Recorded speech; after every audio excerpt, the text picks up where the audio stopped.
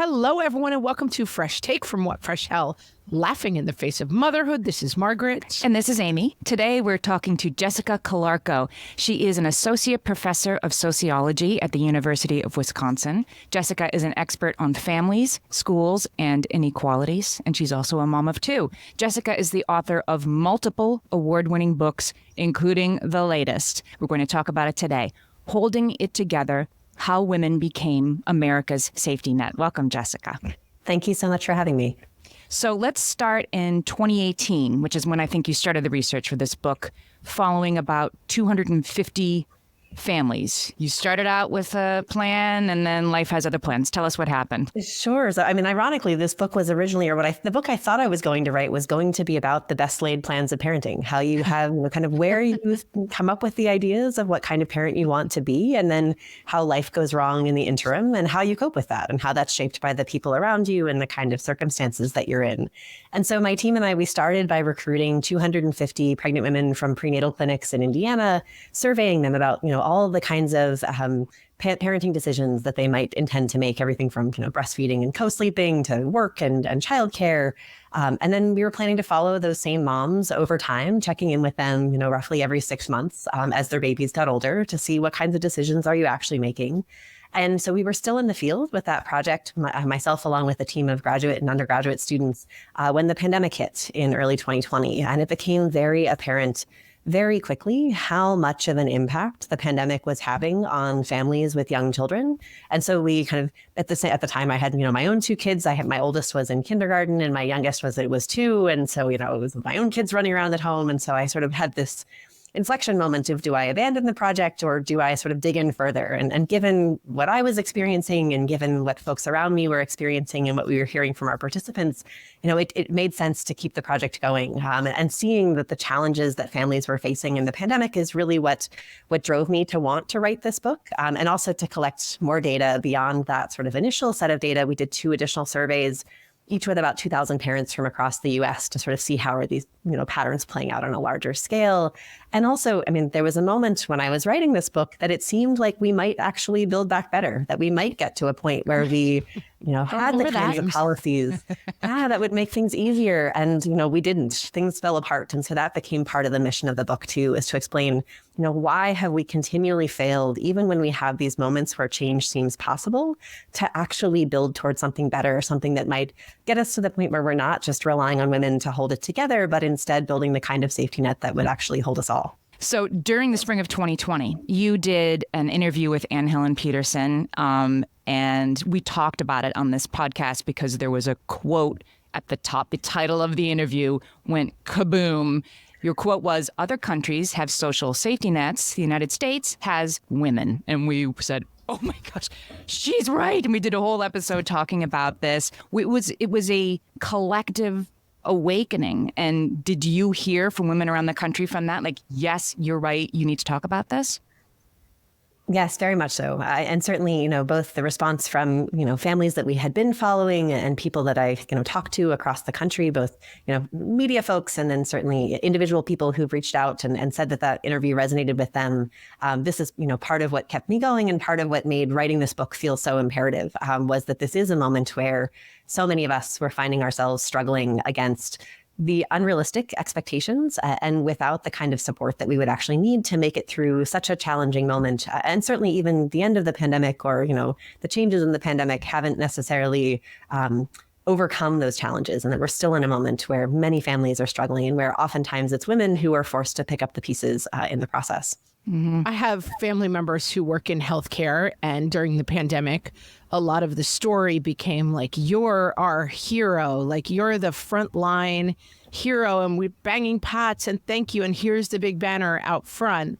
And quietly behind the scenes, I definitely heard some like, I didn't sign up for this. Like, I signed up to work in the hospital, not like work 18-hour shifts, 5 hours a day at my own personal safety and live apart from my children because I don't know all of these things that happen. And I think the narrative around women often has this same kind of like pat, like, yo, you're the hero of the family, so let's not address any of the other things that are going on. Like, let's not talk about healthcare. Let's just give you a big gold hero star, And I think that's really reflected in the book, this idea that hero status or like that you're saving us all is filling in for let's make some changes that would make this better.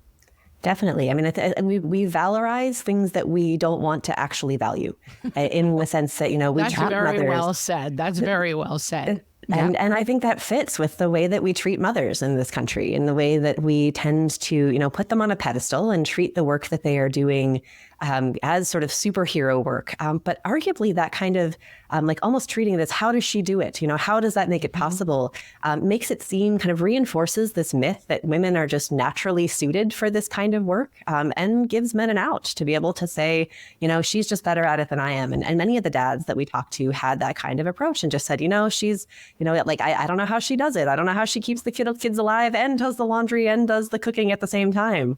And it, excuses them from feeling as though they have to participate in that kind of shared project of care. And so that's kind of in the book how I talk about the kind of, unpaid and underpaid labor that's disproportionately done by women operates to kind of maintain this illusion of a DIY society, makes it seem as though we can get by without this larger social safety net that many other countries take for granted because we sort of assume that women are doing all of this and that it's not hurting them in the process, that they're able to make it work without sacrifice.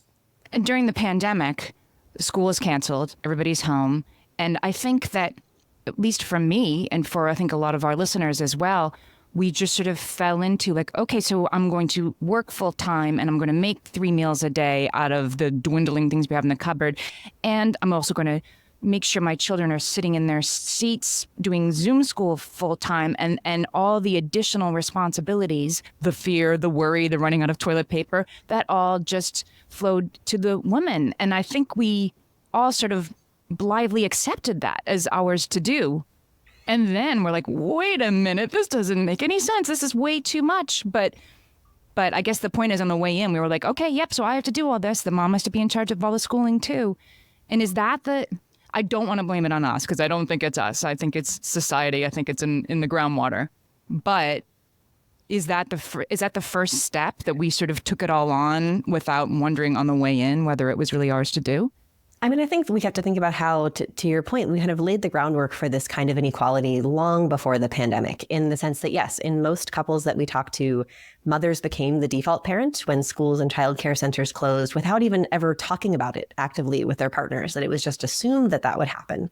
But what we found in digging a little further into that was that there were often conditions in place, long before we got to the pandemic, where because of things like gender pay gaps within most, two-parent couples where it's a wife and a husband, for example, because of gender pay gaps, she's often making less money than he is, because even if they're working full time, and certainly in many couples because of our childcare crisis that we've been in for, many, many years now, even before we get to the point of the pandemic, even if both partners were working full time, at one point, it's possible that she's cut back her hours or moved into a more flexible role where she has, a slightly lower income or is working part time or is able to work from home some days.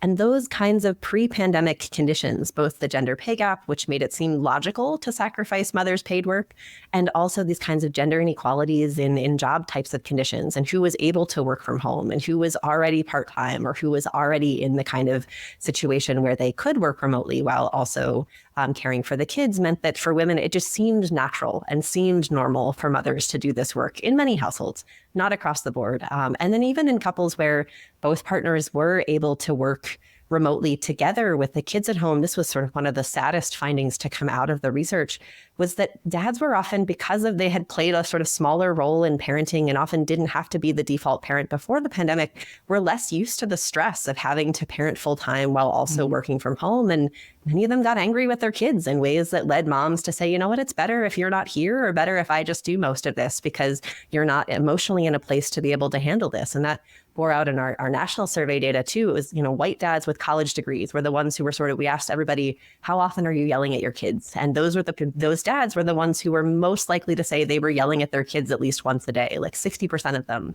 And that was, far higher than in other groups of parents. And that was because they were the ones they were the dads who were able to work from home, but they often didn't have a lot of experience when it came to having to parent while working full time, and were in these oftentimes high-powered, executive types of roles or kind of managerial types of roles where they were feeling a lot of pressure themselves. And that led to frustrations in a lot of cases. And for moms, that often meant pushing dads back to the office or just taking on more of that responsibility, even when it took a toll, on their own well-being. I talked to one mom who was in that kind of a boat who told her husband, it's not worth it having you here, just go back to the office, even though she had talked about how she gained 40 pounds in 3 months and how she had started drinking more heavily and how she had to go back to therapy because of the stress of having 3 kids at home and trying to work full time without that kind of support from a supportive partner.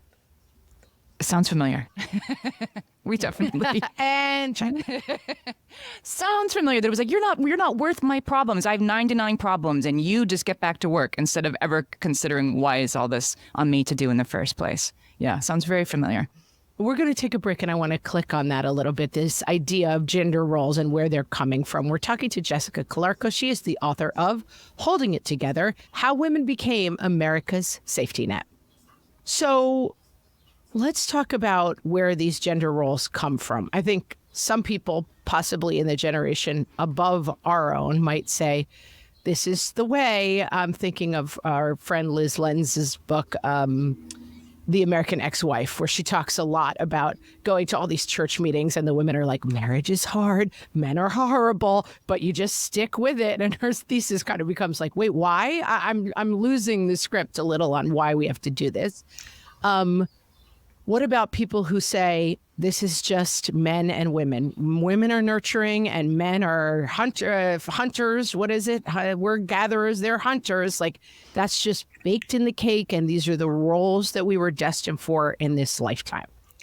Yeah, and I talk about in the book how actually some of that, presumption has been debunked by, better research. That if you look as far back as, kind of early research on evolution, actually much of that was intentionally designed to prove the separation of the sexes, to prove that men are superior to women and that men belong in the workforce and belong in sort of positions of power while women belong at home. And so early anthropologists, often, Charles Darwin, often explicitly collected data that made it look like men were the hunters and women were the gatherers as a way to prove that sort of presumption going in. But subsequent research has shown that going back and tracing actual evidence over time, that almost all of those, something like almost 80% of societies that have been documented with hunter-gatherer patterns, women are active hunters too, and men are active in gathering, that these roles are not as fixed or as binary as we often presume them to be, even if we look at the historical record and even if we look at the kind of anthropological evidence that's often used to justify this presumption, which raises questions about, so why do we believe this? Why do we want to think of men and women as kind of inherently and biologically different? And I think part of this comes from the fact that we have this society where there's too much risk to go around. Unlike other societies, we haven't invested in strong social safety nets. And so someone has to care for the children because we don't have a universal, child care program, and families have to figure that out for themselves. And I talk in the book about how 75% of stay-at-home moms have household incomes of under $50,000 a year. And many of them get pushed into those kinds of roles because they can't afford childcare, but they make a little too much money to be able to afford or to qualify for government programs. But once mothers are in that condition, they don't want to feel bad about themselves that they're not able to do paid work. And their husbands or their partners don't want to feel bad about themselves for pushing their wives home. And so these ideas become sticky because they help to justify arrangements that are made necessary by the kinds of, structural conditions that we have in our society, that it's easier for men to think of themselves as the good guy if they believe that their wives are just happier at home, or if they believe that their, kids are better off if moms are at home. That way they don't have to feel bad about themselves. They don't have to feel sexist if they, are in that kind of arrangement, or if that's the arrangement that makes the most sense for them. And similarly for moms, if they, if that's the financial arrangement that makes the most sense for their family, they don't have to feel like they're lesser than. If they feel like this is where I'm supposed to be, this is the kind of, this is where I'm either serving my children best or serving God best, that those kinds of messages are sticky, in part because of how difficult we make it for women in this country to work for pay full time while also having young children at home. And then we've sort of valorized staying at home. And how does that affect a single parent, a lower income mom who doesn't have this choice to be meeting her kids at the back door with cookies, even though none of us who stayed at home with our kids did that either. But you see what I'm saying? Like, that's not even an option for you. And there's the guilt of that. How does that play in for lower income women? Yeah, very much so. I talked to one mom who, a low-income Black single mom who didn't have access to pay either, affordable childcare or paid maternity leave from when her child was tiny and was relying on welfare payments, and did manage to find subsidized childcare through that. But because of welfare rules, had to go back to work right away as soon as her son was born, and never really got to have time with him at home when he was an infant, and ended up unemployed during the pandemic. And she talked about how that was the first time she'd ever got to spend extended time with her son, how much she enjoyed just getting to teach him how to play Connect 4 and draw pictures with him and get to do craft projects and watch videos with him. That this was, the best time of her parenting life to some extent, even at a moment where many others were struggling, because she had access to things like rent relief payments and, moratoriums on having to pay her utility bills and things like that, and had some money coming in from government stimulus payments. That this was a time that actually felt good for her as a mother, because she'd been denied those kinds of opportunities to have time with her son when he was very young.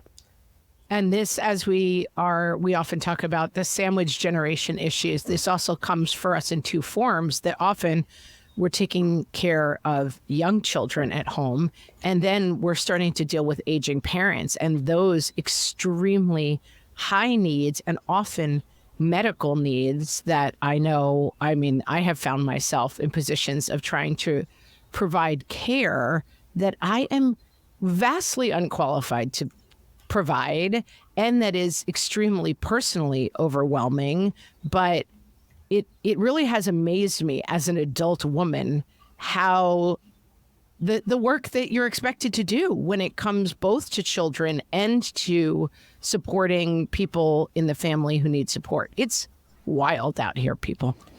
Absolutely. And certainly the disproportionate responsibility for caregiving, whether it's care for children, care for the elderly, care for sick family members in communities, all disproportionately falls to women. And they tend to be also self-reinforcing in the sense that if a mom is already home caring for children, it becomes very easy to assume that she can also take grandma to the doctor, that she can also help with these kinds of, these kinds of additional caregiving responsibilities. And so it tends to be, as opposed to, seeing, oh, you're doing so much caregiving on this end, somebody else will take over on this other end.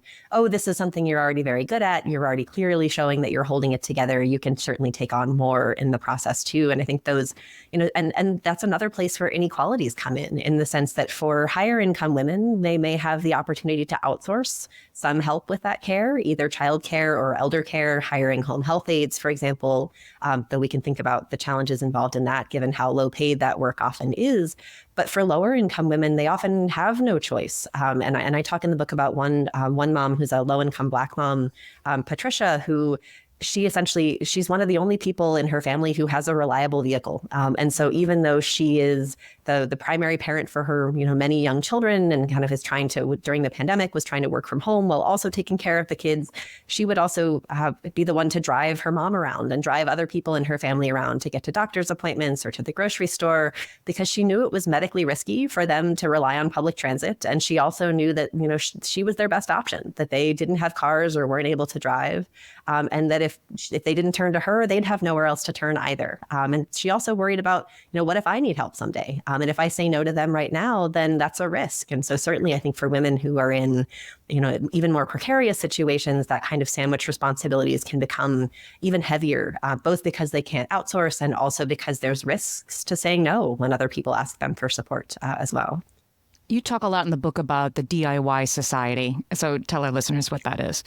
Yeah, so the DIY Society, other countries have invested in social safety nets to help people manage risk. They use taxes and regulations, especially on wealthy people and corporations, to essentially protect people from falling into poverty and precarity, to give people a leg up in reaching economic opportunities, and also to make sure that people have the time and energy to contribute more equitably and more sustainably to the shared project of care, to care for their loved ones, even in a sort of informal way. In the US, we've instead tried to DIY society. We've kept taxes low. We've slashed huge holes in the safety net that we do have. And we've essentially told people that if they just make good choices, that they won't actually need government support at all in order to get by. But the problem, of course, is that you can't actually DIY society. Forcing people to manage all of that risk on their own has left, many families and communities like Patricia's that we talked about kind of teetering on the edge of collapse, that nobody has enough resources to go around and everyone is scrambling. And yet we haven't collapsed, or at least this is what I argue in the book, because women are the ones filling in the gaps, that they're holding it together. They're holding together both our sort of threadbare social safety net and also holding together our economy. They're often, in addition to being the ones who do the unpaid labor when it comes to caregiving at home, they're also the ones filling the lowest paid jobs in our economy. 70% of the lowest wage jobs are held by women, often jobs in things like home health care, child care, customer service. And then they also hold underpaid jobs, jobs in social services, social workers, teachers, nursing. And this is in part because these are jobs, yes, they're often highly feminized jobs, but that's in part because they are jobs that can't be easily automated or outsourced. And so they're so labor intensive that it's hard for them to make a profit. And so they don't work well with our, highly capitalistic market driven system. Somebody has to do this labor, but it's never going to make anybody any money. And so the idea is that we can get that labor done by pushing it onto people who are willing or have no choice but to take low salaries and low benefits for doing that kind of labor. And oftentimes women are the ones who get pushed into those roles by virtue of the kinds of caregiving responsibilities that they have at home that leave those kinds of jobs as the best options available to them. We're talking to Jessica Calarco. Her book is called Holding It Together, and we'll be right back. Jessica, there's one more turn of the screw that I want to get to because you lay it out so well, which is that guilt is then weaponized against us. This woman, Patricia, you were talking about, I don't know Patricia, but boy, she does a lot. And all of us were like, wow, that's a lot. You're taking on more than anybody should be expected to handle. But I bet one of the things she's dealing with is guilt, that she's shortchanging somebody, that she's not doing more. And talk about why that is and how that's then turned back against us. Sure. This DIY model that we live under tells us that if we do just make those good choices, if we pick the right partner, if we get the right degree, if we choose the right job, if we make the right choices for our children, we should be happy. We should be secure. Our children should have happy, healthy futures. But the reality is that there's too much risk for that to happen. But the messaging at least leads to guilt. It leads us to blame ourselves if we find ourselves struggling, if we find our children struggling, if we can't achieve the kind of success that we've been promised in this kind of a DIY model. And certainly for Patricia, that was the case in the sense that, during the pandemic, she's trying to work from home remotely as a customer service representative while her 3 young kids are also at home with her. And she talked about the guilt that she feels that she wasn't able to give them the attention that they wanted. And that even when her workday was done, she talked about how she needs to remind herself not to clock out mentally as a mother too, in the sense that, she was so burned out from dealing with other people's problems all day as a customer service rep that it was really hard to just have the emotional energy to listen to her kids. And that was actually what led her to switch from working 5 days a week to working for pay 4 days a week instead. So she'd have an extra day to pay more attention to her kids. One of her sons was struggling in school, and so she wanted to be able to do more with him on that front. But that's where her extended family stepped in and said, oh, you have this extra day off, can you give us a ride? Can you do these? And so it, quickly got eaten up in the process. And so she talked about I wish I could say no, but I feel like I can't, because then I would feel guilty that I'm letting my family down, that I'm letting my community down. And I'd worry that other people might not help me when the time comes down the line too. And so I think there's, this guilt comes from the kinds of undue pressures that we place on women, the expectations that we create that if we just make these good choices, that we'll all be okay in the end, even though that's, part of the illusion that really, and oftentimes it's easy to hold up examples of people who have been successful and say, look, they made all these good choices and they're successful. But it's important to remember that correlation is not causation. And just because someone achieves success doesn't mean necessarily that the things that they are doing are what led them there. And that oftentimes it's privilege that makes that kind of success possible instead. And I feel like that leads to the big question. We always try to turn to solutions in part 3, and these solutions are complicated. And I think you lay out very well in the book that there's 2 parts here. There's the personal level of this problem and the societal level, so that I can look and say, right, the societal safety net has been eroded and that's this huge problem and who knows how we're ever going to change it. But also, my kid needs extra reading help and grandma needs to get to dialysis. So what are we talking about here? How do you merge kind of those conversations where the realities of the personal come up against the more theoretical maybe of the societal, or am I even setting up that question correctly? I don't know. No, I think you're right. I think you're absolutely right that there's this tension in the sense that in the short term, we have to just find ways to meet people's care needs. And oftentimes that does require sticking to the status quo and sacrificing ourselves to make sure that that work gets done. At the same time, I think that we can think about how we could be redirecting some of our energies toward a more collective push for broader structural change, to put in place the kinds of policies that would ensure that we have the time and the energy and the resources and the protections that we need to actually do that informal care work more sustainably in the process too, in the sense that, like each of us as individuals, if we're only focused on our individual efforts, then it's very hard to ever think about getting to a place where we could have it better than we do right now. But if we're able to kind of redirect some of that energy, and I'd say especially the energy that we're using right now to judge ourselves, that's a place where we often spend as mothers a lot of time on social media comparing ourselves to other moms, thinking about, oh, could I have done this better? And that's a piece of energy that we could translate into collective organizing, finding other people who are committed to this project and saying, hey, how can we help to figure out which one of us is going to run for local office? And how can we, support her in that campaign or support them in that campaign to be able to push for these kinds of policies? How can we help to elect politicians who are more inclined to put in place these kinds of policies? When it comes to things like, universal childcare, universal health care, which would take some of the burden off of individual families and especially individual women to be able to manage these kinds of care expectations. And I think in addition to that, it's not just about the universal childcare kinds of policies, but also things like universal paid family leave, universal paid vacation time, because what that does is it helps to sustain the caregivers. It helps to make sure that we all, and ideally not just women, but also men and people of all genders, have the time and the energy and the resources to be active participants in the care project, whether that's taking care of the children or folding the laundry or helping with cooking and cleaning and caring for elderly parents.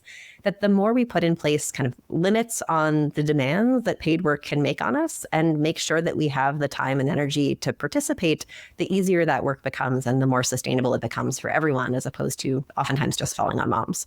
It's interesting to think about that it can flow also from the societal level back to the personal level. There was some research in your book saying that parenting partners who earn about the same, also in your research, tended to divide their household labor more equitably. So actually being able to advance at work makes it also more likely that you will have a more even workload at home. Absolutely. And there's sort of a sweet spot. The closer partners are to equivalent incomes, oftentimes the more equally they tend to divide their caregiving responsibilities or their household responsibilities. And it's in part because having those financial resources gives women leverage in ways that being more financially dependent on their partners doesn't. Though there's an interesting sort of flip side phenomenon where when women become the primary breadwinners, it sometimes reverses. In the sense that when you have women who are far out earning their husbands, there's some, because of our sort of gendered scripts and the way that we judge men for not being the caregiver or the primary breadwinners, men can face blowback around that, which then oftentimes leads women out of guilt to do more of the housework and can lead men to shirk some of that to sort of regain their sense of manhood. And that's where I think we also have to push back against some of these gendered ideologies, some of these myths that help us to believe that women's work is, caregiving work is women's work and that men shouldn't be doing this kind of devalued work in our society. I think we have to push back on that front as well. And you talk in the book about that we do know how to do this when we want to, and giving the example from World War II. So can you talk about that? I feel like it gives a little glimpse of like, this isn't just some theoretical, like distant star that we'll never glimpse in our lifetimes. Absolutely. So essentially during World War II, the War Manpower Commission figured out that if we were going to keep the economy running at home, we needed as many women as possible in the paid workforce. And that meant not only the women, the women who had previously worked, were mostly women either without children, kind of women who weren't married yet, or immigrant women and low-income women of color who oftentimes had no choice but to support their families. But they needed higher participation, particularly among kind of married moms with young children. And at the time, only about 1 in 30 of them were part of the workforce. And so they figured out that, well, but the problem is that not only do state laws often ban those women from being employed, and employer policies at the time often banned married women and women with kids from holding jobs, especially those that were disproportionately done by men, but there wasn't really any system of childcare for these women who might want to be able to participate in paid work for themselves or for their families or for their country, for that matter. And so what Congress did was it used funding from the Lanham Act, which was designed as a sort of defense fund spending bill to provide things like hospitals and housing in communities that were a part of the defense production effort, used that money to build childcare centers in many communities across the U.S., particularly those that were heavily involved in war production efforts. And in the wake of that change, I mean, these were centers that provided high quality care, oftentimes for 10 or 12 hours a day, sometimes around the clock in some places that had high factory production needs, in addition to after school care for kids and summer care, kind of filling in all of these gaps that families are often trying to fill with high quality care that costs typically less than $10 per day in today's dollars. So this was affordable, high quality, widespread care that worked really well. Women's the workforce participation among mothers of young children went from 1 in 30 to 1 in 6.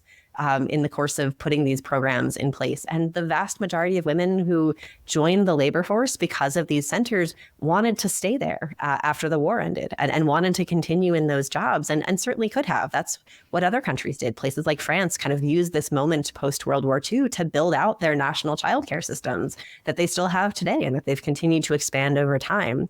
We instead decided to prioritize the short-term health of the economy and the jobs of men, and essentially pushed women out of the workforce, closed these centers, and allowed states and employers to kind of resume those restrictions on employment for moms and for married mothers of young children.